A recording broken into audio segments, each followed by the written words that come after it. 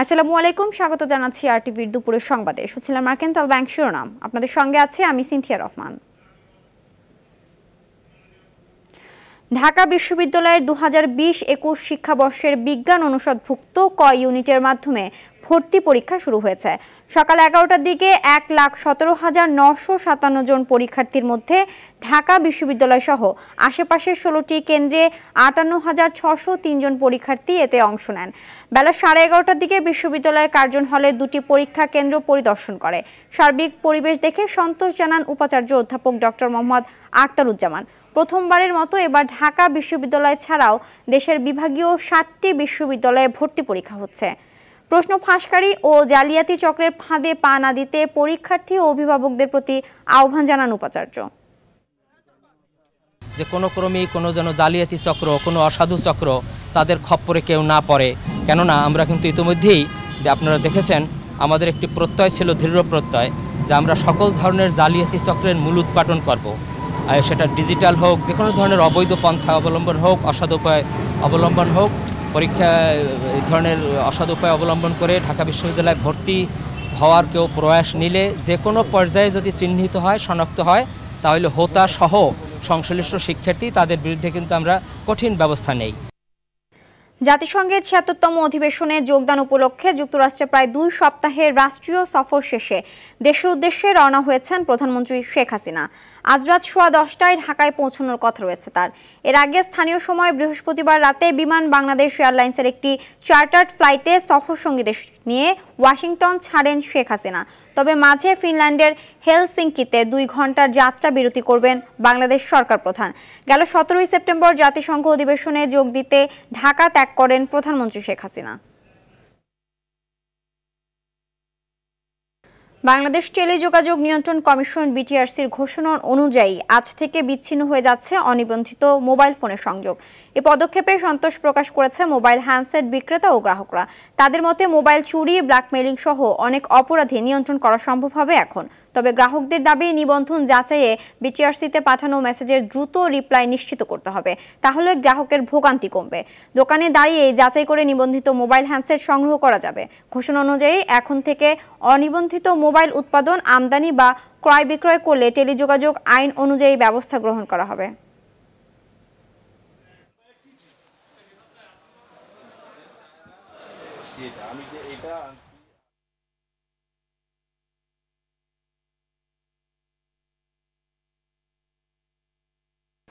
দর্শক, এই মুহূর্তে রাজধানীর স্টান প্লাজা আছেন সহকর্মী শরীয়ত খান, সরাসরি যোগ দিচ্ছেন আমাদের সঙ্গে। শরীয়ত, আজ থেকে তো অবৈধ মোবাইল ফোন সেট আর সচল থাকবে না, এখনো পর্যন্ত কি কোনো গ্রাহক ভোগান্তিতে পড়েছেন কিনা? আপনি ঠিক বলছেন। আমি এই মুহূর্তে রাজধানীর ইস্টার্ন প্লাজা মার্কেটে রয়েছি।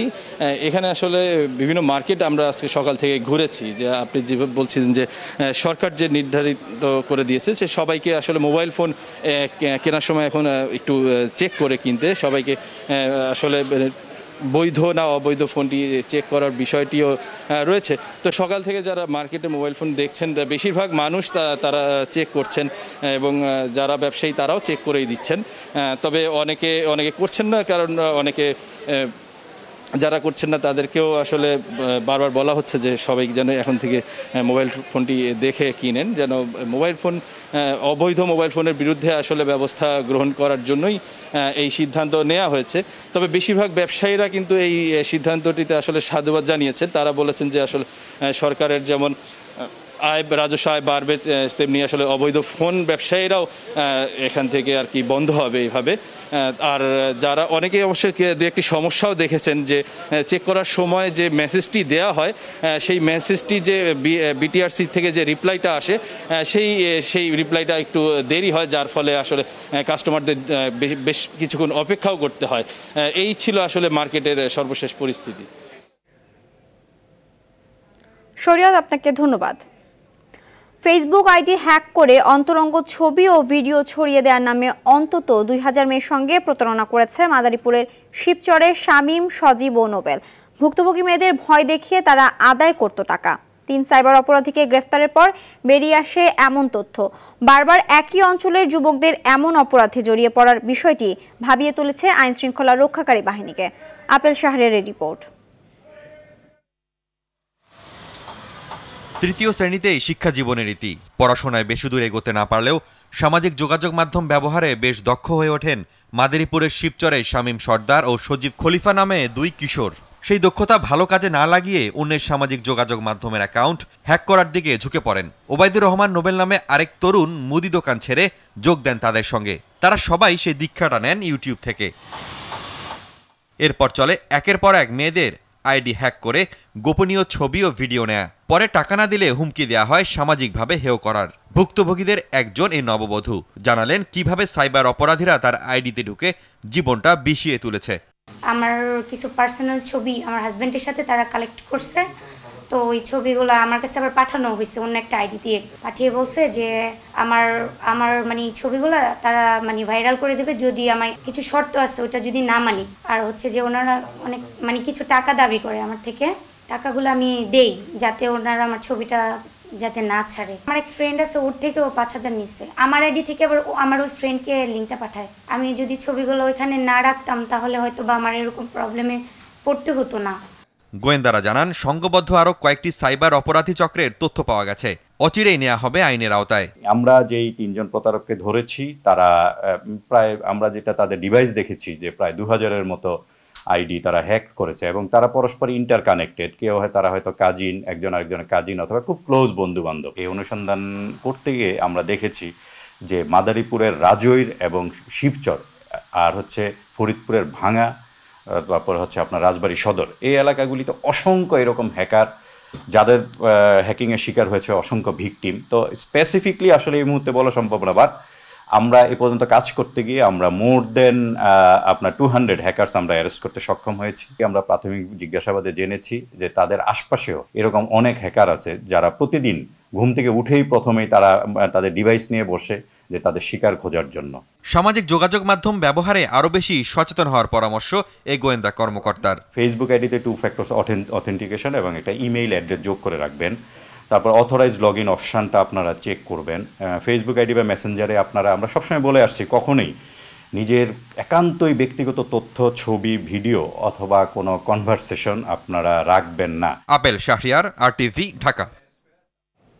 সরকারের নির্দেশনা অনুযায়ী আজ থেকে বিজ্ঞাপন ছাড়া ক্লিন ফিডে বিদেশি চ্যানেল সম্প্রচারের কথা থাকলেও সেটা না পাওয়ায় এসব চ্যানেল প্রচার বন্ধ রেখেছে কেবল অপারেটররা।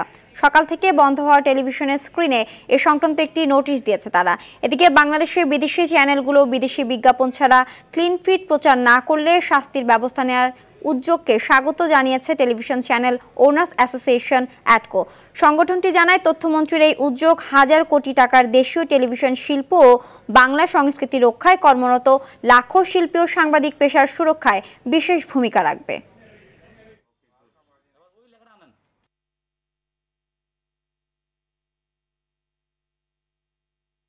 দৌলতদিয়া পাটুরিয়ায় সেতু নয় টানেল নির্মাণের সিদ্ধান্ত নিয়েছে সরকার, জানালেন সড়ক পরিবহন ও সেতুমন্ত্রী ওবায়দুল কাদের।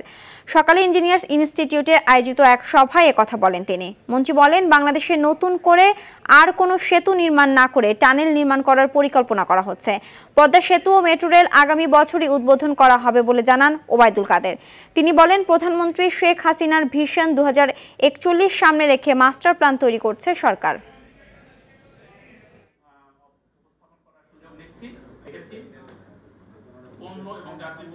দৌলতদিয়া থেকে পাটুরিয়া আমরা সেতু না করে সেটা আমরা টানেল নির্মাণে শেখ হাসিনার ভিশন, আওয়ামী লীগের ভিশন 2021, 2041, 2100।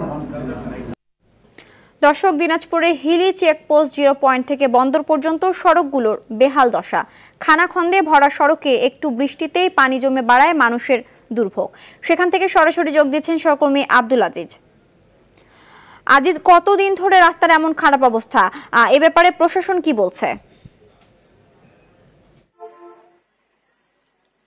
জি সিনথিয়া, আপনি যেমনটি বলছিলেন, আসলে এই রাস্তাগুলো আমি দেখেছি 3-4-5 বছর ধরেই কিন্তু এই একই অবস্থায় রয়েছে। এই বিশেষ করে হিলি স্থল বন্দর যে আসলে আমদানি রপ্তানি যে একটা গুরুত্বপূর্ণ জায়গা, সেই জায়গাটা কিন্তু আসলে সরকার কোনোভাবে নজরে আনছে না।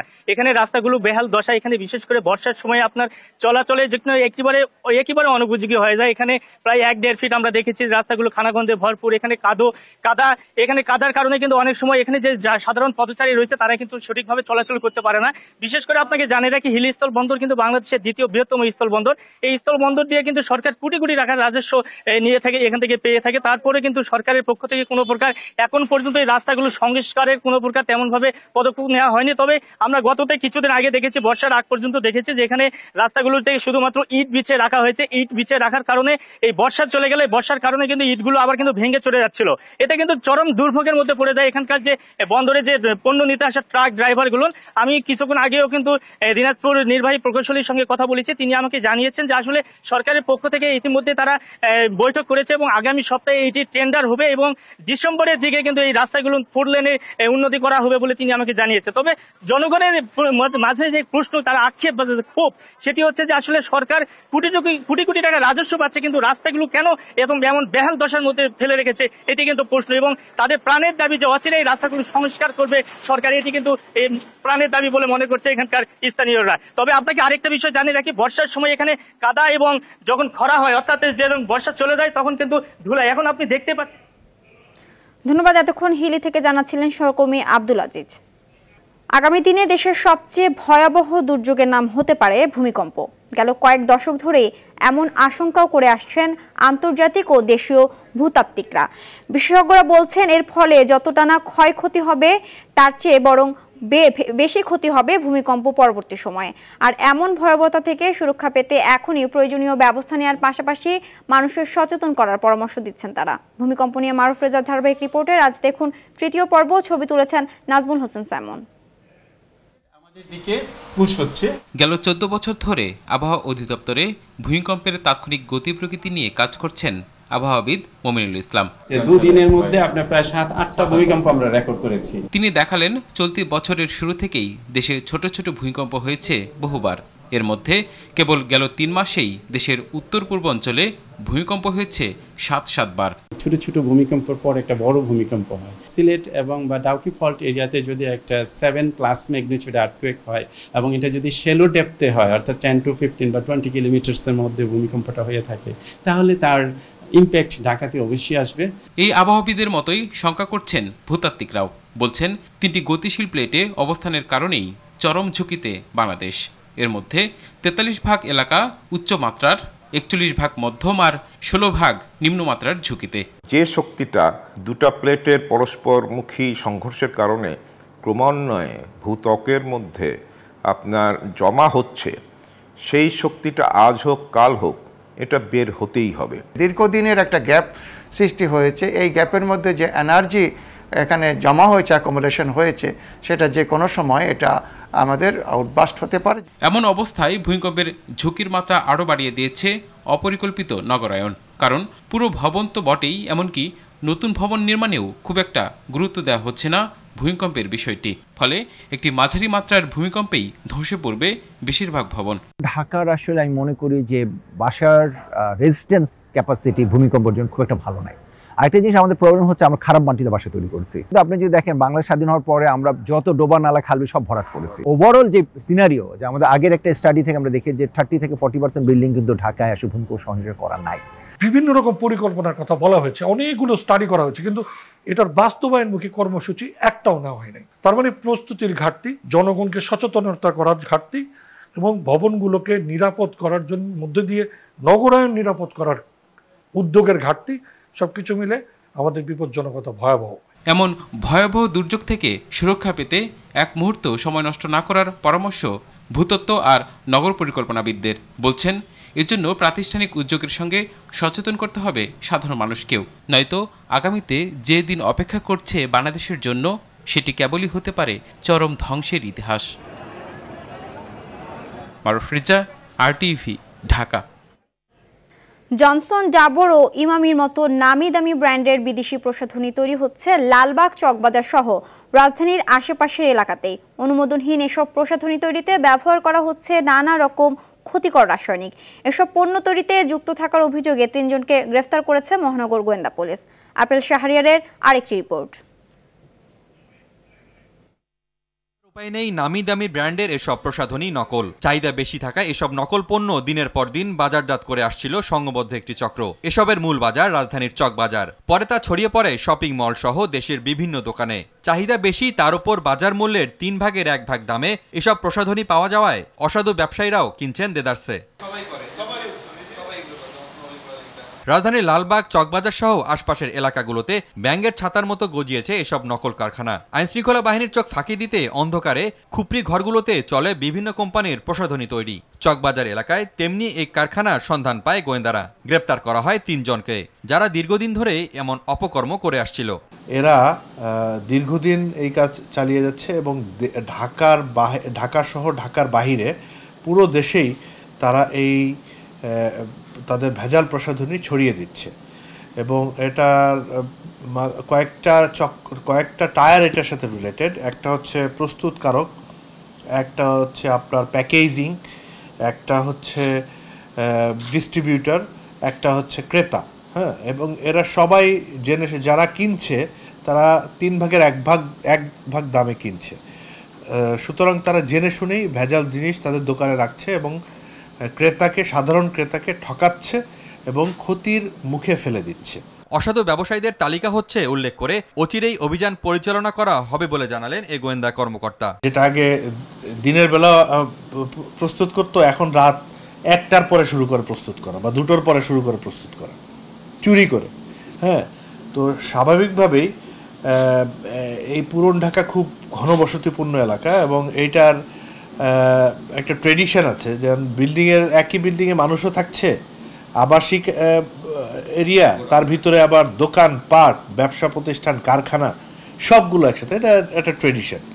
সো এটা এই ঘিঞ্জি এরিয়াটা আসলে আমাদের একার পক্ষে বা বিএসটি এর একার পক্ষে ক্লিন করা সম্ভব না। এটা সমন্বিত একটা উদ্যোগের প্রয়োজন। নকলের হাত থেকে বাঁচতে জনগণকেও দেখে শুনে প্রসাধনী কেনার পরামর্শ দেন তিনি। আমরা অলরেডি কিছু তালিকা পেয়েছি, কিছু নাম পেয়েছি যারা এই অসাধু ব্যবসায়ী। আমরা তাদেরকে নিয়ে কাজ করব এবং তাদেরকে আইনে আওতায় আনব। Apple Shahriar, RTV, Dhaka. রাজধানীর নিত্যপণ্যের বাজারে দফায় দফায় বাড়ছে সবজির দাম। কয়েক দফায় দাম বেড়ে চলতি সপ্তাহে পেঁপে ছাড়া কোনো সবজি মিলছে না 50 টাকার নিচে। এর সঙ্গে চড়া দামে বিক্রি হচ্ছে সব ধরনের মুরগি। স্বস্তি নেই মাছের বাজারেও। ভরা মৌসুমেও বাড়তি দামে কিনতে হচ্ছে ইলিশ। অন্যদিকে বেশ কিছুদিন স্থিতিশীল থাকার পর আবার বেড়েছে পেঁয়াজের দাম। এতে বেকায়দায় পড়েছে ক্রেতারা। বিস্তারিত রায়হান শোভনের রিপোর্টে। হঠাৎ করেই অস্থিতিশীল রাজধানীর নিত্যপণ্যের বাজার। সবজির বাজার থেকে মাছ বাজার, সবখানেই পণ্যের চড়া মূল্য। ফলে বাজারে গেলে স্বস্তি পাচ্ছেন না সাধারণ ক্রেতারা। বাজারে প্রতিটি সবজি কিনতে গুনতে হচ্ছে বাড়তি টাকা। ঢেঁড়স, বরবটি, ঝিঙা, চিচিঙ্গা, পটল, মিষ্টি কুমড়া, বেগুন সহ সব ধরনের সবজির দাম 50 থেকে 80 টাকার মধ্যে। অন্যদিকে ডাবল সেঞ্চুরি করেছে কাঁচামরিচের ঝাঁজ। পাশাপাশি কেজিতে 5 থেকে 6 টাকা বেড়েছে দেশি পেঁয়াজের দাম। একমাত্র পেঁপের দামই কম আছে, আর অন্য সবজি 50 টাকা নিতে সবজি নেই। পেঁয়াজ গেছে সপ্তাহে বেচি 50 টাকা, 48 টাকা, এ সপ্তাহে হলো 55 টাকা।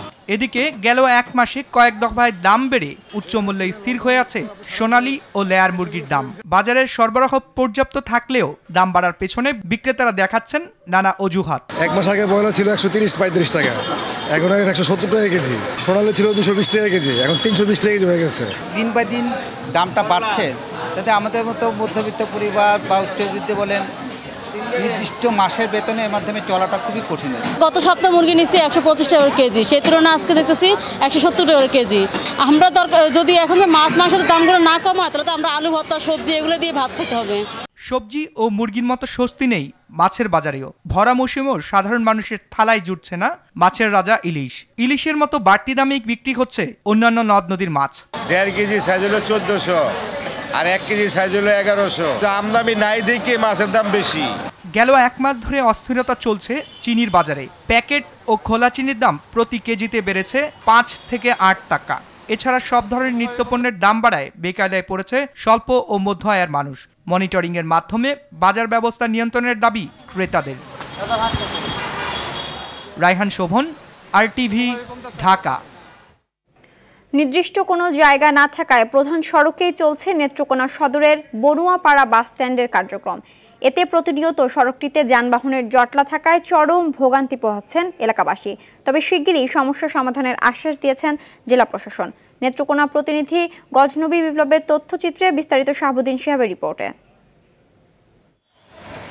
নেত্রকোনা পৌর শহরের 3টি বাস স্ট্যান্ডের মধ্যে ঢাকা ময়মনসিংহ যাতায়াতের জন্য পারলা, মোহনগঞ্জ কলমাকান্দার জন্য রাজুর বাজার বাস স্ট্যান্ড ও কেন্দুয়া মদনের জন্য বনুয়াপাড়া বাস স্ট্যান্ড ব্যবহৃত হয়। পারলা ও রাজু বাজার বাস স্ট্যান্ডের জন্য জায়গা নির্ধারিত থাকলেও বনুয়াপাড়ার জন্য কোনো জায়গা নেই। ফলে দীর্ঘদিন ধরে প্রধান সড়কের উপরই অস্থায়ী বাস স্ট্যান্ডে কার্যক্রম পরিচালিত হয়ে আসছে। অন্য গাড়িগুলো আসলে রোডে যানজট লাগে, যাত্রী ভোগান্তি হয়, আমাদেরও অনেক কষ্ট হয়। এখন তো রোডের উপরে যেতে পারে না। সড়কের উপর বাস স্ট্যান্ডের কারণে প্রায়ই দেখা দেয় তীব্র যানজট। একটা গাড়ি আরেকটা গাড়িকে ক্রসিং করতে গিয়ে অনেক ঝামেলা হয়। বাস স্ট্যান্ডে জায়গা নাই বিদায় আমরা জায়গা রাখতেছি গাড়ি। মালিক সমিতি বলছে জেলা প্রশাসক ও পৌর মেয়রকে জানিয়েও কোনো সুরাহা হয়নি।